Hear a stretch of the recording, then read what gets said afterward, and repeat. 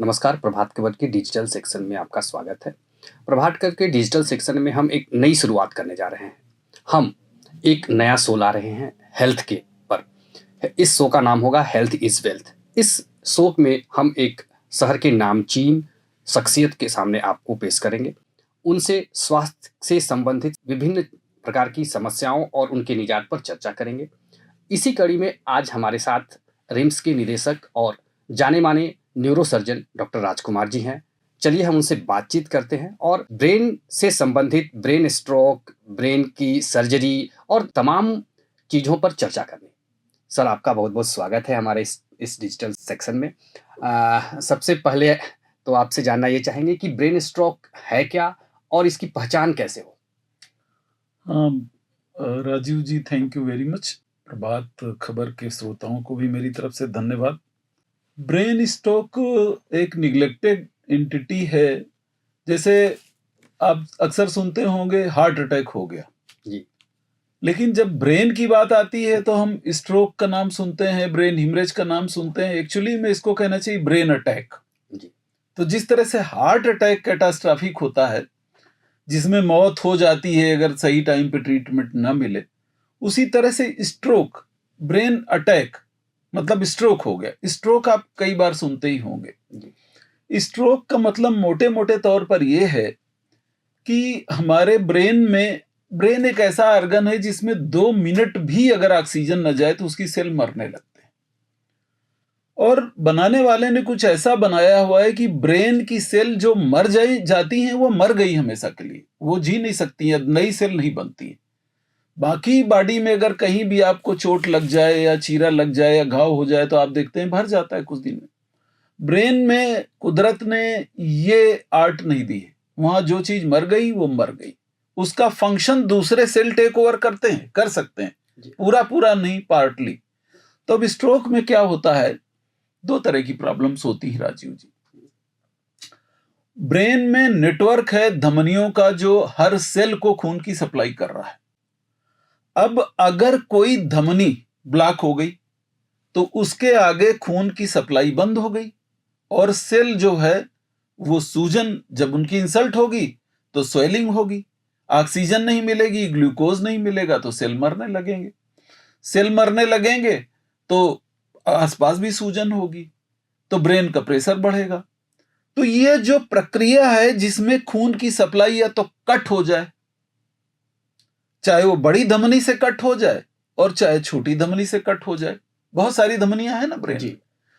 या brain haemorrhage हो जाए या कोई धमनी ब्लीड कर जाए, इस चीज को हम ब्रेन अटैक या स्ट्रोक बोलते हैं। आप रोजमर्रा की जिंदगी में सुनते होंगे स्ट्रोक हो गया साहब, एक तरफ का हाथ पैर चला गया उनका।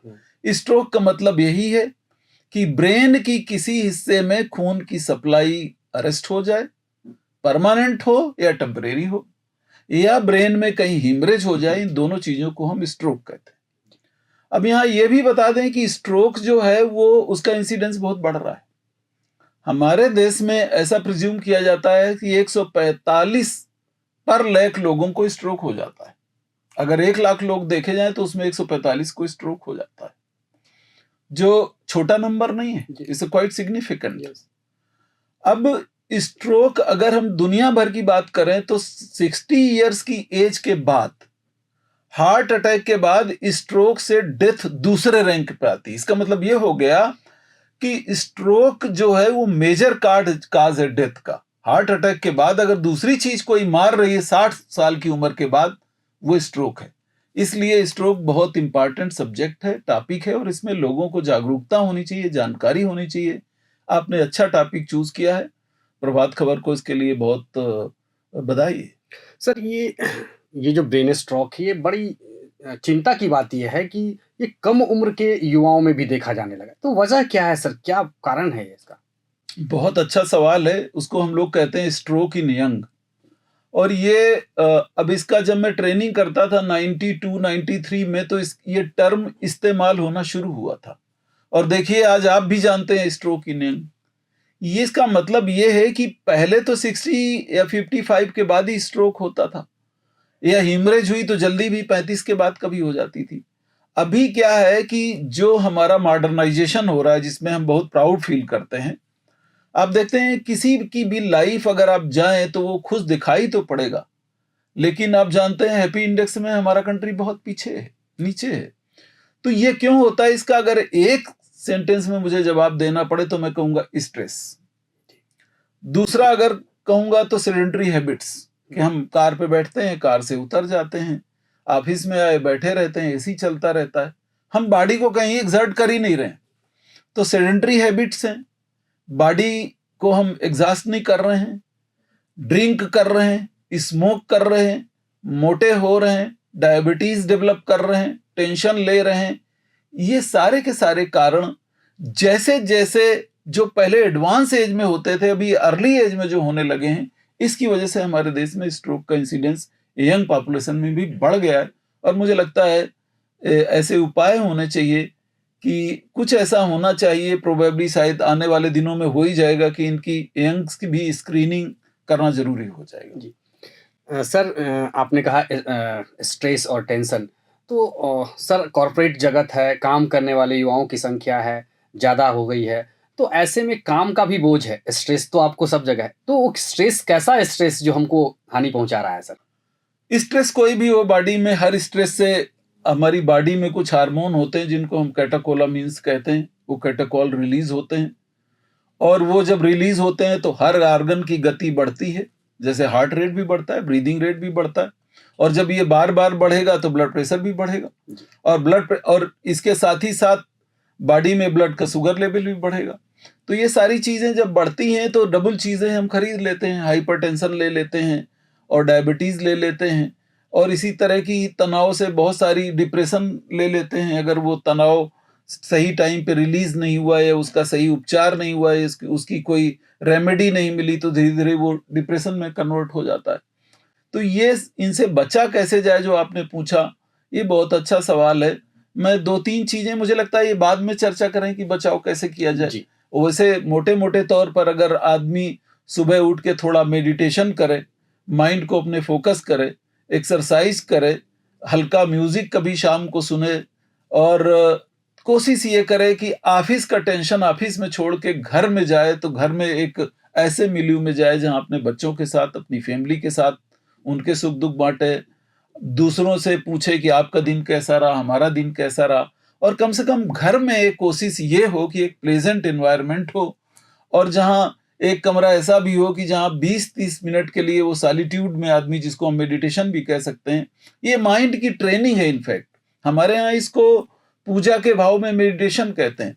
अगर सॉलिट्यूड में भी आप रहते हैं, जिसका मतलब एकाकी रहते हैं, तो उसमें क्या होता है कि ब्रेन के न्यूरॉन्स जो है वो एक पॉज है, स्ट्रेसनुअस लाइफ में एक पॉज है आपके पास, जिसमें आप अपने ब्रेन के सेल्स को थोड़ा रेस्ट देते हैं, उनको रिजुविनेट होने देते हैं, उनको री एनर्जाइज होने देते हैं, उनको थोड़ा सा पॉज देते हैं। अगर ऐसा हम करेंगे तो मुझे लगता है काफी कुछ प्रॉब्लम से निजात पाया जा सकता है। सर हमने तो ब्रेन स्ट्रोक के बारे में बात की, अब एक दूसरी बड़ी बीमारी जो सामने निकल के आ रही है वो ब्रेन हैमरेज है। तो ब्रेन हैमरेज है क्या सर? बहुत अच्छा सवाल है। देखिए, स्ट्रोक 2 कारणों से होता है। ब्रेन हिमरेज से भी स्ट्रोक होता है। हमने बताया ना कि या तो दिमाग के मस्तिष्क में 4 लोब होते हैं, ब्रेन स्टेम होता है, और उनकी सप्लाई 4 मेजर धमनियां करती हैं, जिनमें उनके भी ब्रांचेस होती हैं। तो या तो मेन ब्रांच में हो जाए ब्लॉकेट, चाहे वो टेम्परेरी हो चाहे परमानेंट हो, और चाहे किसी ब्रांच में ब्लॉकेट हो जाए। तो जहां पे ब्लॉकेट होगा उसके आगे की सप्लाई कट ऑफ हो जाएगी, वो भी स्ट्रोक हो गया। और उन्हीं में से कोई ब्रांच या मेन आर्टरी ब्लीड कर जाए ब्रेन में, तो स्ट्रोक हो जाएगा। तो स्ट्रोक का मुख्य कारण जो है वो 70 से 75%, और कई जगह तो 80% तक, वो है इस्चीमिया, मतलब ब्रेन में खून की सप्लाई कट ऑफ होना। और अगर ब्रेन में ऑक्सीजन की सप्लाई इसलिए बंद हो जाए कि एक धमनी कोई ब्लीड कर गई, उसमें ब्लीडिंग हो गई, तो उसको हम हिमरेजिक स्ट्रोक कहते हैं। तो आज हम बात शायद कर रहे हैं हिमरेजिक स्ट्रोक। जी। आज ब्रेन हिमरेज सुन के बड़ा, जैसे किसी को स्नेक बाइट हो जाए, बर्न हो जाए, स्ट्रोक हो जाए, हिमरेज हो जाए, ये टर्म एकदम डरावने लगते हैं। एकदम से लगता है कुछ नहीं हो पाएगा। कॉमन आदमी को आप बोलो ब्रेन हिमरेज हो गया, चाहे वो हिमरेज छोटा ही हो, लेकिन एक मैसेज जाता है कि कुछ ऐसा हो गया कि अब ये बचेंगे नहीं। तो मोटा मोटा मैंने बताया कि स्ट्रोक में 20% जो स्ट्रोक के केसेस होते हैं वो ब्रेन हिमरेज की वजह से होते हैं। ये किस उम्र में देखने के लिए मिल रहा है सर अभी ब्रेन हेमरेज का? आपने खुद ही बताया, ये डिपेंड करता है कारण क्या है। अब आज की तारीख में जो किताबों में लिखा है अगर उसको हम कोट करेंगे तो वो न्याय संगत नहीं होगा। हम ये कह सकते हैं कि जिस उम्र में भी ब्लड प्रेशर बढ़ रहा है, ओबेसिटी बढ़ रही है, स्मोकिंग 25 सिगरेट से ज्यादा हो रही है, दारू आप 5 पैक से ज्यादा ले रहे हैं और काम कुछ करते नहीं है सिवाय कुर्सी पर बैठ के, और तनाव बार बार बढ़ रहा है, तो मुझे लगता है आपको अलार्म होने की आवश्यकता है।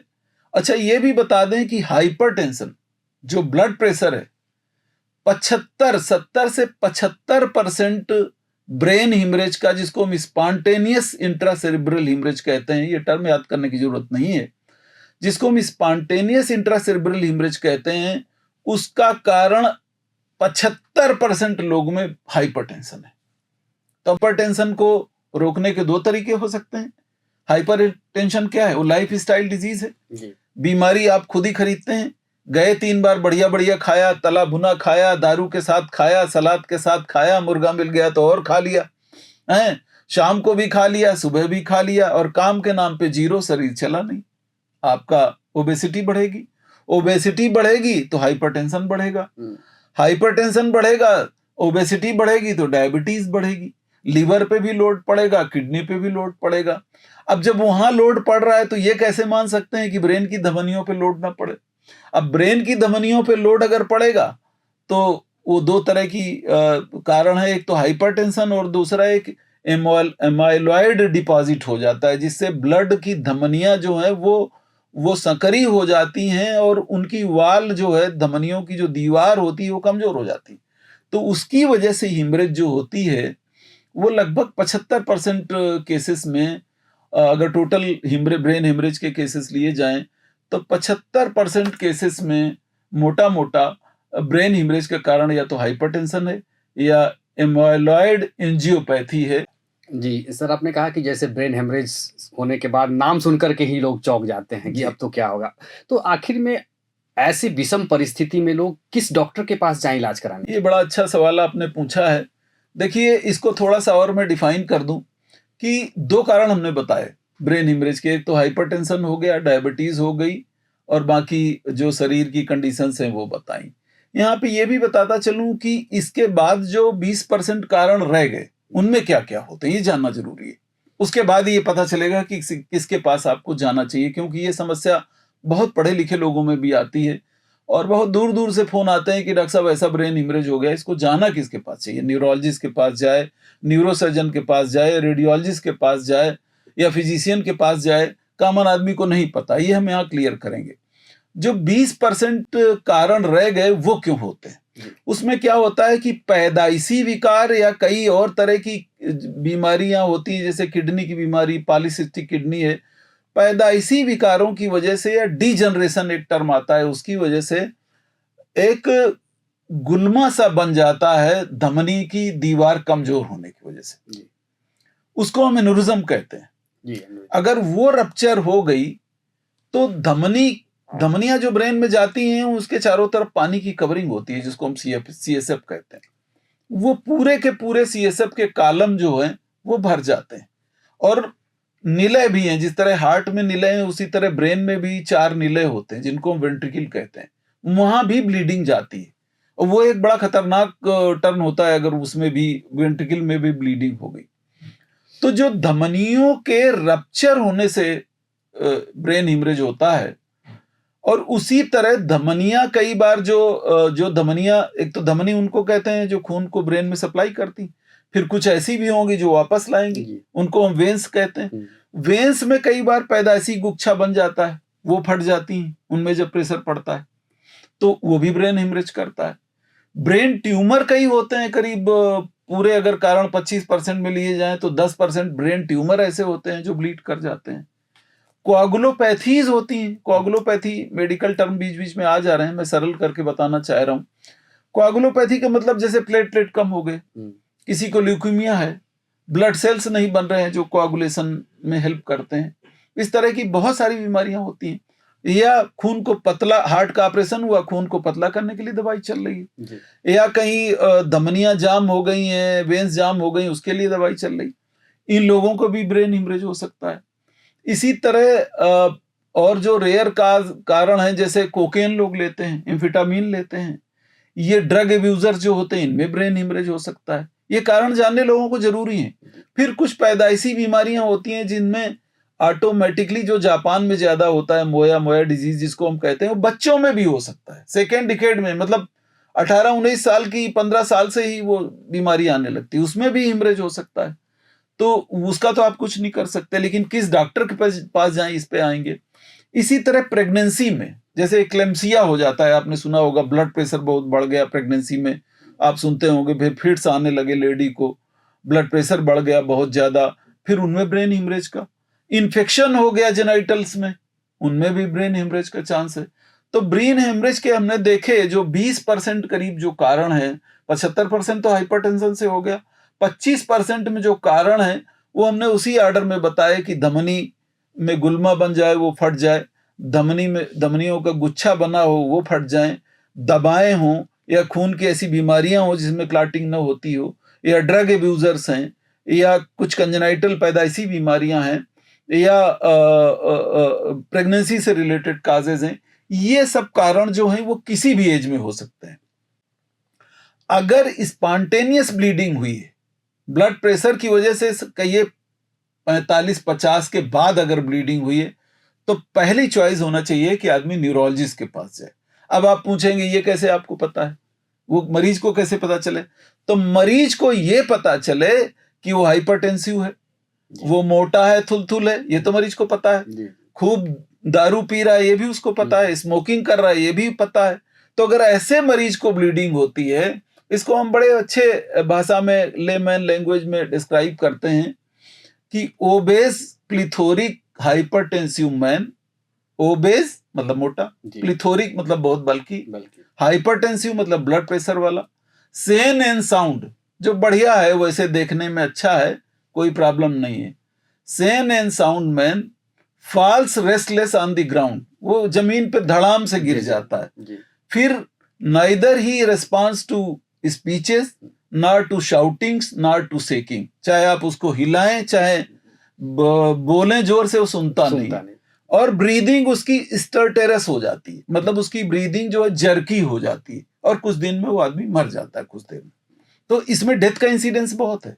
जितना बड़ा ब्लीड होगा उतना ही डेथ का, आपको कुछ टेक्स्ट में मिल जाएगा कि 50% लोग हॉस्पिटल नहीं पहुंचते।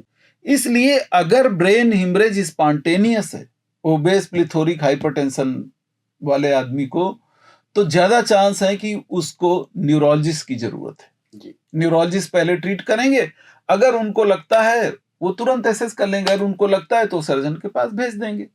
दोनों एक दूसरे की सिस्टर ब्रांचेज हैं, और जहां न्यूरोलॉजिस्ट है वहां न्यूरोसर्जन होता ही। दूसरा ग्रुप ये है कि बार बार हेडेक हो रहा है, किसी को उल्टी हो रही है, गर्दन भी जकड़ी हुई है, ऐसा कई बार हो चुका है, और फिर हेमरेज हो रही है। अगर ये वाला ग्रुप है, वैसे ये दोनों में ओवरलैप हो सकता है, अगर ये वाला ग्रुप है तो इसको पहले न्यूरोसर्जन को दिखाना चाहिए, क्योंकि उसमें ये चांस होता है कि वो जो हमने बताया 75% के बाद जो धमनी के विकार हैं, जो तरह तरह के, वो अगर उसकी ब्लीडिंग हुई है तो वो न्यूरोसर्जन के पास जाए तो टाइम बच जाएगा। पर crux of story remains that जितना जल्दी पॉसिबल है उतना जल्दी आम घास और नीम हकीम में न फंस के सीधे एक्सपर्ट के पास जाए। ऐसा आदमी, बहुत अच्छे रिजल्ट्स आते हैं, ड्रामेटिक रिजल्ट्स आते हैं अगर आदमी टाइम से पहुंच जाए। स्ट्रोक अगर हो गया है, अगर कुछ नहीं समझ में आ रहा है, तो न्यूरोलॉजिस्ट, न्यूरोसर्जन जो भी अवेलेबल है उसके पास तुरंत जाए, और अगर वो भी नहीं अवेलेबल है तो फिजिशियन के पास जाएं। इतना तो कर ही लें। सर, आपने कहा कि समय की जो है बहुत यहाँ पर वो, मतलब एक गोल्डन आवर बोले जो होता है उसका पालन करना चाहिए, तो वो गोल्डन आवर शायद 30 मिनट्स होता है। अगर वैसे तो गोल्डन टाइम हार्ट अटैक के लिए भी और ब्रेन के लिए भी, हेड इंजरी में भी 30 मिनट्स ही है, लेकिन स्ट्रोक के मामले में मैं कह सकता हूं कि 24 घंटे भी चलेंगे। साइंस इतनी, न्यूरोसाइंस इतनी डेवलप हो गई है कि मैं ये कह सकता हूं कि खतरनाक से खतरनाक मरीज को भी हम वापस ला सकते हैं। जी। बहुत अच्छी जानकारी दे रहे हैं सर आप लगातार हमारे श्रोताओं को, दर्शकों को। सर एक इसमें हम सवाल लेना ये भी चाहेंगे कि ऑपरेशन की आवश्यकता आखिर में ब्रेन हैमरेज में कब पड़ी? बहुत अच्छा सवाल पूछा है। देखिए, हाइपरटेंशन में जो हाइपरटेंसिव ब्लीड है, हाइपरटेंशन की वजह से, उसमें ऑपरेशन का रोल जो है वो बहुत ज्यादा नहीं। लेकिन अगर 40 सीसी से 40 ml से ज्यादा बड़ा थक्का है और वो एक्सेसिबल एरिया में है, तो हम प्रीफर करते हैं यंग पेशेंट में कि उसको निकाल दें।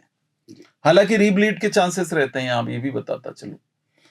तो जो स्टडीज दुनिया भर में हुई हैं उसमें ये पाया गया है कि अर्ली सर्जरी, 24 घंटे के अंदर सर्जरी का और बाकी मेडिकल ट्रीटमेंट के इलाज में ज्यादा फर्क नहीं। लेकिन एक काम और होता है, वो ये होता है कि दिमाग का प्रेशर बढ़ रहा है, थक्का ज्यादा है, तो प्रेशर अगर ईज आउट करना है तो हम क्या करते हैं कि खोपड़ी की हड्डी को का हिस्सा ही हटा देते हैं। और हटा के उसको पेट में रख देते हैं या थाई में रख देते हैं, उसको हटा देते हैं। वो डिसीजन थोड़ा बारीक है। और वो जो दिमाग की कवरिंग है उसको हम लूज कर देते हैं, उसको काट के उसमें दूसरी कवरिंग थाई से लेके फेसिया लगा देते हैं। तो क्या होता है, दिमाग का प्रेशर हम ईज आउट करते हैं और बाकी ट्रीटमेंट जो मैंने बताया वो करते हैं। उससे क्या होता है कि स्वेलिंग का टाइम हम बारो करते हैं। उसके बाद वो ब्रेन धीरे धीरे सेटल होने लगता है।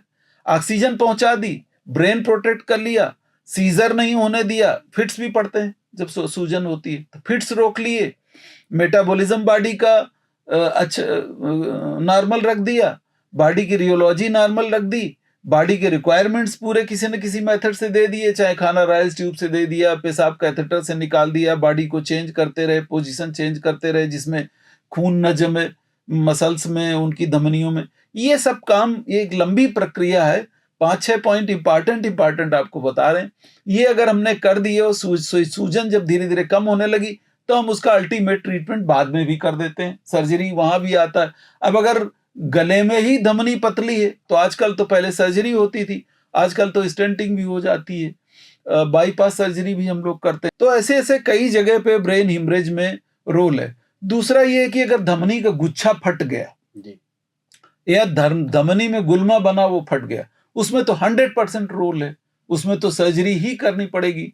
या आजकल इंटरवेंशन होने लगा है, वो डिपेंड करता है, वो डॉक्टर डिसाइड कर लेते हैं कि कौन सा ऑपरेशन से ही ठीक होगा और कौन सा इंटरवेंशन से ठीक होगा। केवल दवाओं से किसको ठीक किया जा सकता है ब्रेन हेमरेज में? देखिए राजीव जी, आपने बड़ा एक सेंटेंस बोला कि ऑपरेशन से लोग डरते हैं, अस्पताल से भी लोग डरते हैं। ये आपके पास चॉइस नहीं है। आपने थोड़ी सोचा था कि ब्रेन हिमरेज हो जाएगा, अब हो गया है। अब डरने का क्या? ये सवाल आपका वैलिड है। आजकल जो कारपोरेटाइजेशन हो गया है हेल्थ का, उसमें मैं ये मान सकता हूं कि कुछ लोग बॉर्डर लाइन में भी ऑपरेशन कर देते हैं या कुछ अनवांटेड ऑपरेशन कर देते हैं। तो ऐसे में मैं ये कहूंगा कि चाहे नखर्ची ही एक्सपर्ट हो, लेकिन एक्सपर्ट की ओपिनियन लें। और अगर वो कहता है कि ऑपरेशन की जरूरत है तो फिर उसमें कोई सोच विचार करने की जरूरत नहीं है, वो तो एक्सपर्ट ओपिनियन हो गई।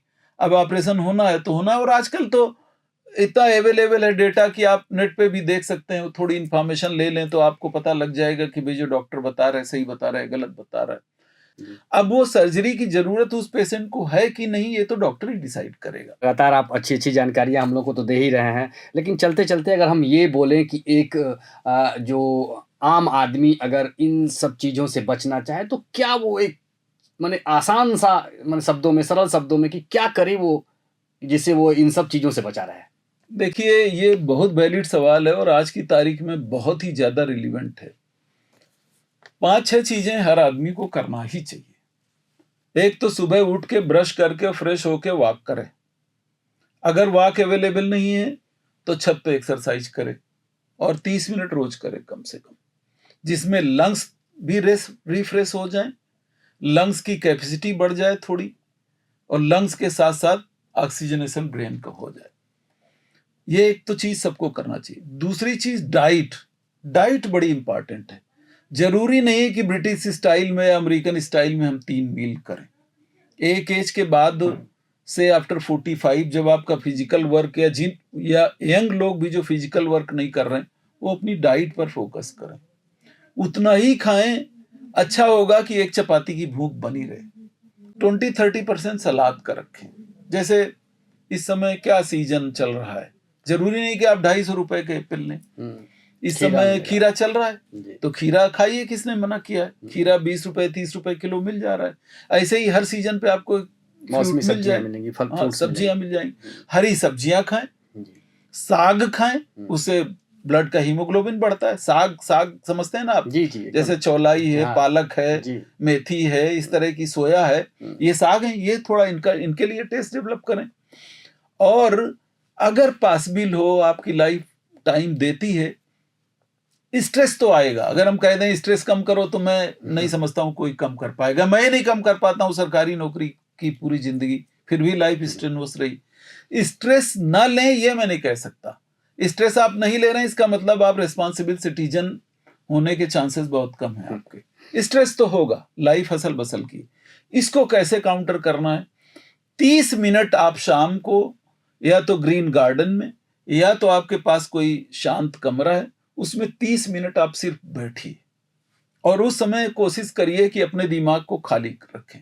वो हो नहीं पाएगा, इसलिए जिस भी भगवान की पूजा करते हैं आप, उस भगवान की पूजा में अपना टाइम लगा दीजिए। और कुछ ना हो तो एक कील गाड़ लीजिए दीवार पे, उसी को देखते रहिए 20 से 30 मिनट रोज। ये अगर आपको पसंद आता है तो एक अच्छा सा म्यूजिक लगाएं, उसको सुने। ये चीजें आप, और अपनी नेक्स्ट पॉइंट ये है कि अपनी बॉडी को समझें। अगर उसमें कुछ भी ऑकवर्ड फील होता है तो अच्छे फिजिशियन से जाएं। और रूटीन बॉडी के पैरामीटर, जैसे लिपिड प्रोफाइल है, जी भाई, ब्लड शुगर करवा रहे हैं, हीमोग्लोबिन करवा रहे हैं, तो लिपिड प्रोफाइल करवा लीजिए, क्या दिक्कत है? आपको पता चल जाएगा कि आपका लिपिड में कौन सा कंपोनेंट घट रहा है, बढ़ रहा है, क्योंकि ब्लड प्रेशर तो लिपिड प्रोफाइल दोनों साथ साथ चल रहे हैं। तो इस तरह की चीजें अगर की जाए तो मुझे लगता है इन सब चीजों से बचा जा सकता है। सर दर्द बार बार रिपीटेड हो रहा है और उसके साथ उल्टियां हो रही हैं या फिट्स पड़ रहे हैं, उसको इग्नोर ना करें, उसको जल्दी से अच्छे डॉक्टर को दिखाएं।